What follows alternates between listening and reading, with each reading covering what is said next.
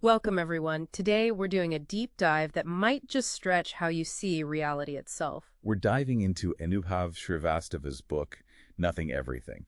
It's called The Mind-Bending Philosophical Theory of Everything, and it really lives up to that title. Yeah, it's not your usual kind of spiritual guide, nor is it strictly science, is it? No, it's this, well, philosophical theory. Tries to cover all of existence, logically exploring ultimate reality. And what's really interesting is how it lines up with things like relativity and quantum mechanics. Quite amazing, yeah. So our mission today is to tackle one specific ancient idea from the book. It's a direct challenge to cause and effect. Something we rely on every single moment without even thinking about it. Exactly. Okay, so let's unpack this. Anubhav Srivastava points us towards Nagarjuna, an ancient Buddhist philosopher. Right. And Nagarjuna hits us with these two really critical questions. Yeah, they really make you stop and think, yes. If something already exists independently, why would it need a cause to come into existence? Makes sense. And the flip side, if something doesn't exist at all, how could any cause bring it into being? These questions, they just immediately cut through our usual assumptions about, where things come from. It highlights this, logical knot in how we normally think about causation. A knot we rarely even notice is there. We just assume A causes B, end of story. But Nagarjuna is saying, hold on, is that even possible, logically? Okay, so digging a bit deeper, Nagarjuna talks about conditions in his work, the Madhyamakarika. Think about a plant growing. The conditions are obvious, right? The seed, the water. Sunlight, soil, the usual suspects. Right. But here's the fascinating part. Nagarjuna argues... well, you explain it. Well, what Nagarjuna says is, if you look really closely at those conditions, the seed alone, the water alone, the soil, even all of them together, you won't actually find the finished plant in them.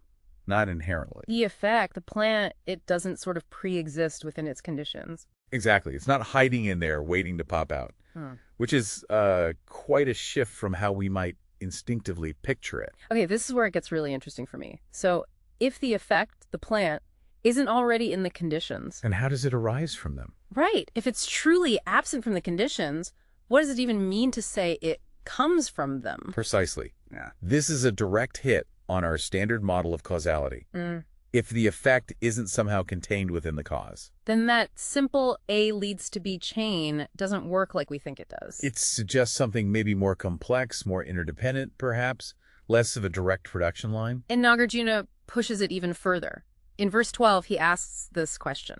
Yes, the non-conditions dilemma. He says, however, if a non-existent effect arises from these conditions, why does it not arise from non-conditions? And that just throws a huge spanner in the works, logically speaking. How so? Well, think about it. If something that doesn't exist, like the plant before it grows, can suddenly start existing because of certain conditions. Like the seed, water, soil. Right. Then what's the logical reason stopping it from arising from anything else? From things that aren't its conditions? Like arising from a rock or thin air. Exactly. If the effect isn't truly linked or contained within the specific cause, why wouldn't it just pop up anywhere? It seems to undermine the whole idea of specific causes being needed for specific effects. So where does all this lead?